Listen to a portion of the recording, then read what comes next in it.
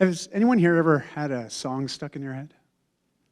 Yeah, earworms, they call it, earworms. Now, I won't sing to you because the last thing you want is a song in my voice stuck in your head. But have you ever had a question be an earworm? Me too, for 31 years. Am I worth the change? Am I worth the change? For 31 years, that question has been front and center. Every day. But isn't it weird? Because change, if we think about change, I mean, we don't wake up every morning thinking, oh, come on, give me some more change today. I mean, at least not in my house. Well, actually, maybe Christy a little bit. But, I'm fairly change averse. Just as a human being, I've tried to avoid change. Change isn't necessarily easy. As much as it may be worth it at times, it's hard. It's hard. 2,600 years ago, though, there's this wise guy named Buddha, and he's like, hey, this thing that we call the universe, or everything that we understand it to be, it's impermanent. Everything's in a state of change. And in the last century, science caught up and said, hey, Buddha, he was actually kind of right. Everything's changing. And yet, why are we fighting it every day? And I think it's because a lot of us feel like a victim to change. It comes whether we like it or not, but it's coming. I'm a bit of a movie buff. One of my favorite movies is Indiana Jones, 1982. Raiders of the Lost Ark. I know there's some people old enough in here that know that movie, and some of you don't. That's okay. It's worth watching. But in the first 5 minutes, you see Indiana Jones with this gold idol in his hands, and he's running like crazy down this cavern, and this massive boulder is chasing him. That is the perfect metaphor for change.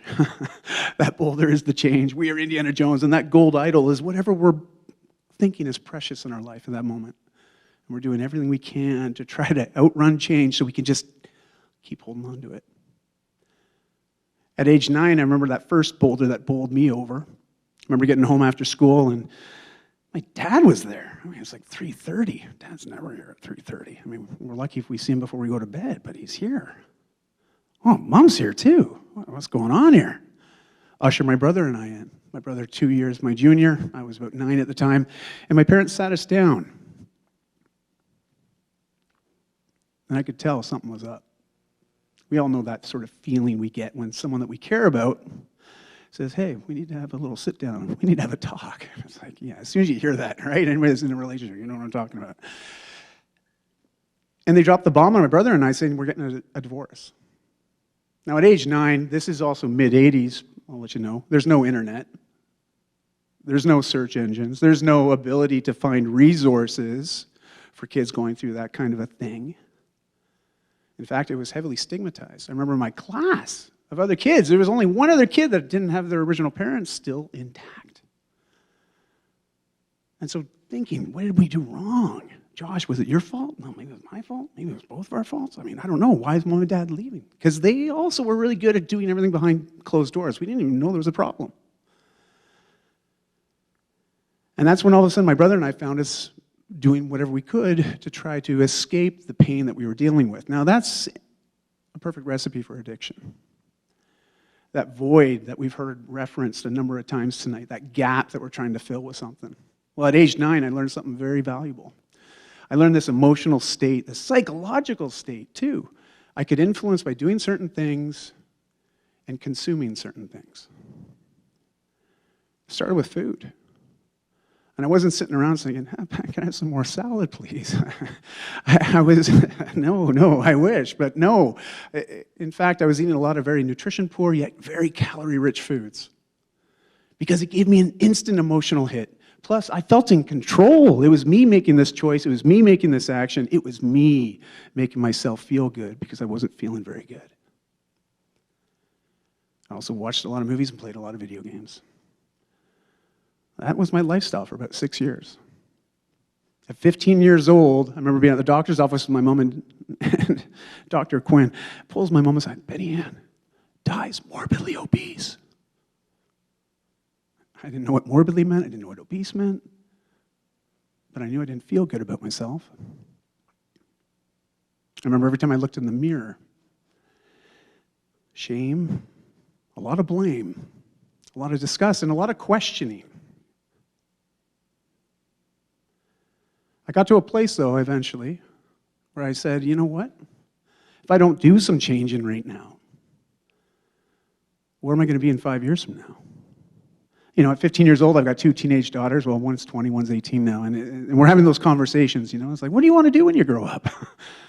As if I know.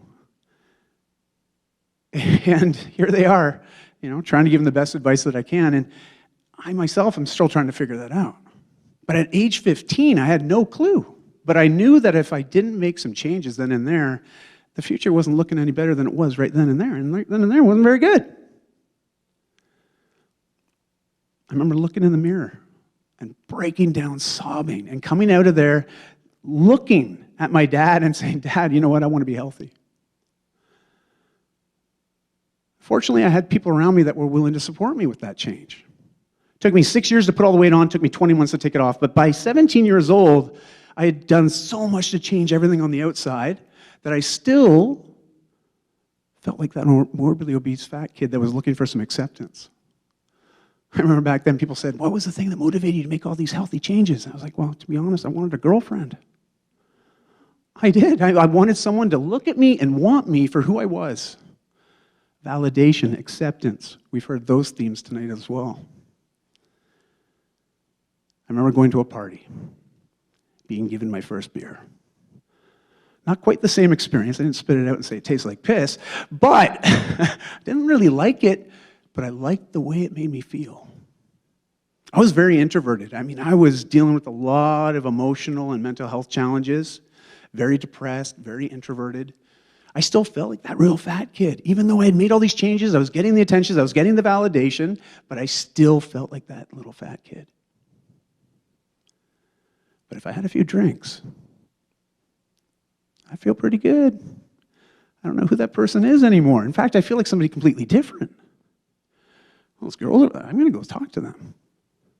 Liquid courage, like they call it, right? I mean, it sounds like a marketing campaign, but man, it was true, and I felt this, and I felt great. I can connect with people. I can talk to people, and I don't feel like that guy I don't want to be anymore. And man, the validation was awesome. All these people I was hanging out with, they thought I was fun guy die. I get invited to more parties. I get offered drugs. I get offered to do things I'm not proud of. But I did them all because I believed that that's who they wanted to hang out with, and that was a lot better than the person that I thought I was. Well, that started a 15-year relationship with alcohol and me seeking constant validation, acceptance from anybody that would listen or give me time. During my 20s, I met my beautiful wife and partner, Christy. We had 2 beautiful daughters, Chardonnay and Brie. Yes, that was during my drinking days. I know you're thinking about it right now. Like, Chardonnay and Brie, that's wine and cheese. Yes, it's wine and cheese. And if we had a boy, it was going to be Merlot, just so you know. But, you know, even at that time, I co-founded a company. We scaled. We grew this company. It was amazing. From everybody on the outside looking in, they thought, wow, that's Ty. Man, he's a good guy. Wow, look at all that cool stuff. He's, wow, look at his beautiful family. Man, because I kept telling myself, I want to be that guy. I want to be a great man. I want to be a good father. I want to be a good friend. I want to be a great community leader. These are all the things I kept saying, I want. And meanwhile, every opportunity I had, I would completely undermine that by doing something like drinking, like looking for that external validation, that attention, always from somebody else. Because every time I looked in the mirror, I saw that little fat kid. I saw the person that nobody wanted to be associated with. There was a lot of highs, there was a lot of lows, and a lot of lowers during that time. And at 30, there was a moment, and this is actually the first time I'm ever sharing this story, and I hope it's outside of the statute of limitations. Otherwise, Winston, this is not going on YouTube. But At 30 years old, I distinctly remember this night. I remember we had a supplier in town, and like normal, I would say, oh, we're going to bring some of my top guys out. We'll go out with my business partner. We'll go with the supplier because he picks up the check. Go out for dinner. We'll have a few drinks. We'll all go home after. Yeah, right. We shut down the restaurant that night. It was Keg in South Surrey. And afterwards, we all talked, and we're like, oh, we want to shut her down now? No, let's go back to my business partner's place, who lived only 5 minutes away. Meanwhile, we're all quite drunk by this point. All of us had come in separate vehicles.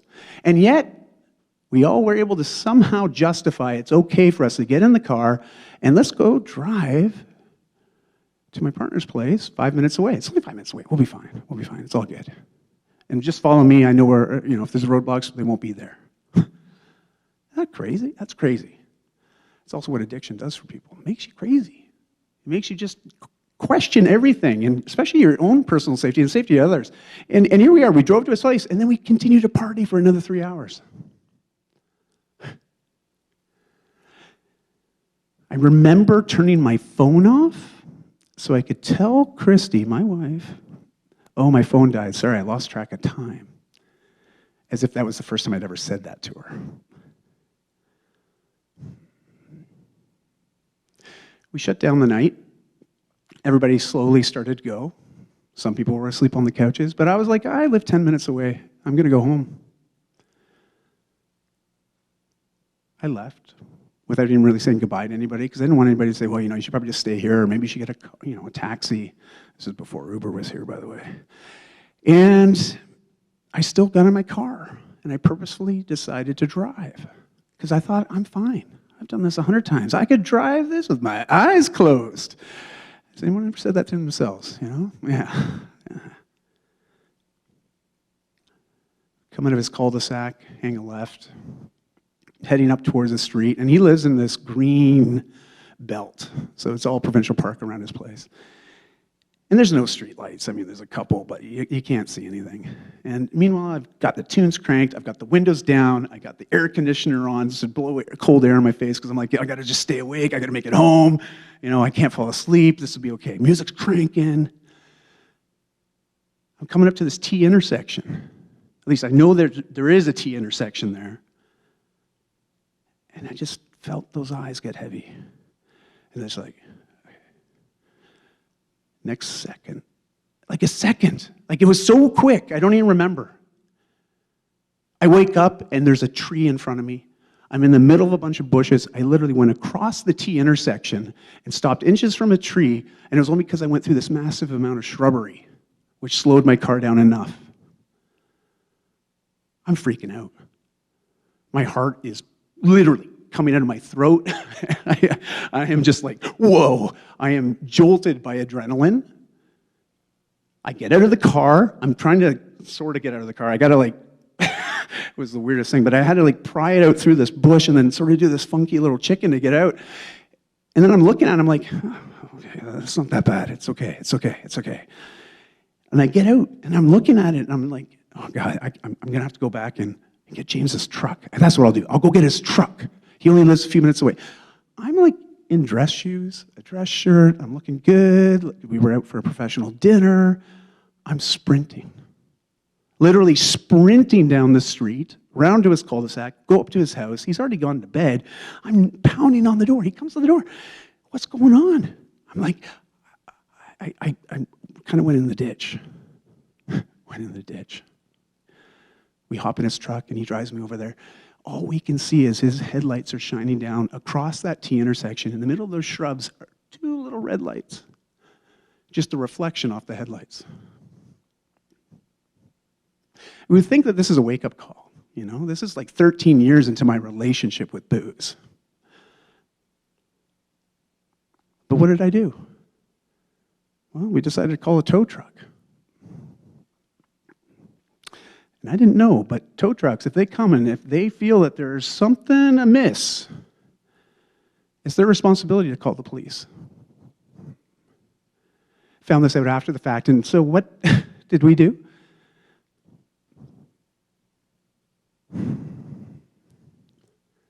went and got Christy. Told her what happened. I mean, I could barely sling 2 words together. I was still quite drunk. You know, the adrenaline had fallen off. I'm like, not really coherent. My business partner, fortunately for me, he was much smarter, 20 years my senior, very good at pacing. He was fine. Explained the situation. I asked Christy to go and take my place and say she fell asleep at the wheel. And it's one thing for me to completely ignore my own beliefs, my own values, my own conscience, my own morality. But at that moment, I asked her to compromise hers. I'd never done that before. Never thought I would have done that. Never believed I could do that. That's the thing about addiction, you know. Sure, it affects you, but man, it's the people around you that get the worst of it. Especially when we ask them to do things that they would never do. It was a really hard day. I remember waking up the next morning and everything worked out all right. I'm not going to talk anymore about that, but let's just say we moved past that. And I made an agreement to myself, I'm not going to have any more to drink. No, that's it. I'm lucky I'm alive. I'm not going to drink anymore. A month passed. 2 months passed. Oh, hey, there's a trade show coming up in Vegas. Oh, yeah. Oh, I've also got a supplier in town. Oh, babe, I'll be fine. You know, I'm good now. I'm good. I haven't had like a drink for like 2 months. I'm great. It's no problem. It's not an issue. I'll just have a couple.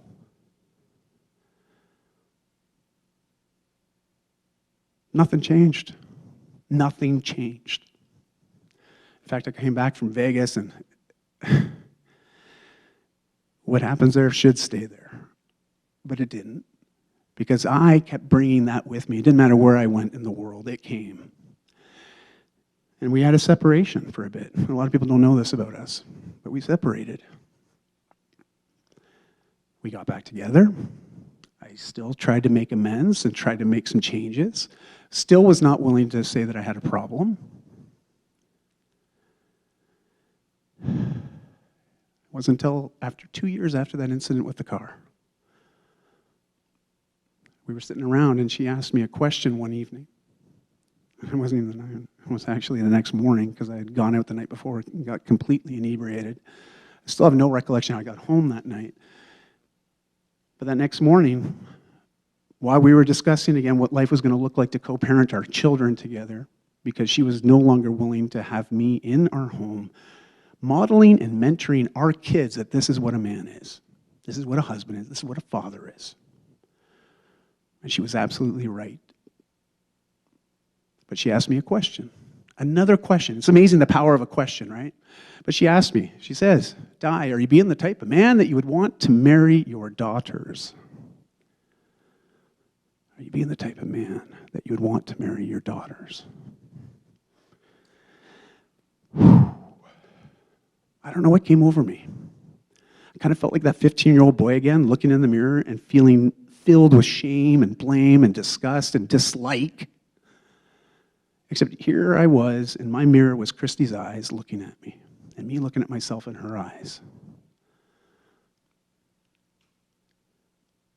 And something came over me. I was like, you know what?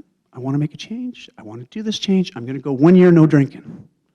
Because again, I still wasn't really willing to say I have a problem, but I could go 1 year. That's like a 12x improvement over my longest stint being sober. You know? I thought that was pretty good.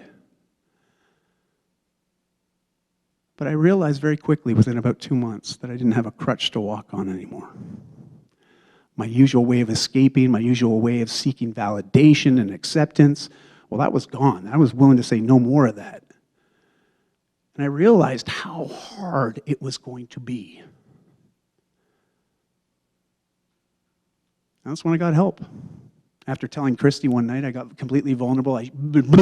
Verbal diarrhea, told her everything that was on my mind and on my heart, everything that I was feeling, all these sensations and emotions that were just swirling around in my head. And I just, and thank goodness she gave me the space to just take it all in. And she looks at me, I think you should talk to somebody. And And she was right, you know, she was. And I remember going out. I went and I found meetings. I got all the literature.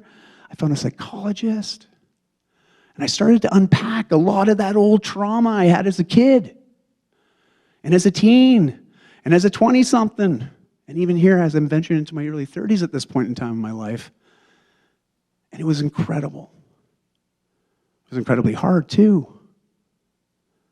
And I realized, you know, after making these changes, because we got to the end of a year, and Christy and I are looking at each other, and we're like, she's like, you did it. I'm like, oh, man, I did do it. I did a whole year. And so much had changed. Like, I started to look at myself differently. I started to feel different. I started to wake up in the morning saying, hey, world, bring on some change. I'm ready for some. And I remember her saying, hey, do you want to share a glass of wine tonight? Celebrate? And I'm like, you know, that sounds so good, but so much has changed.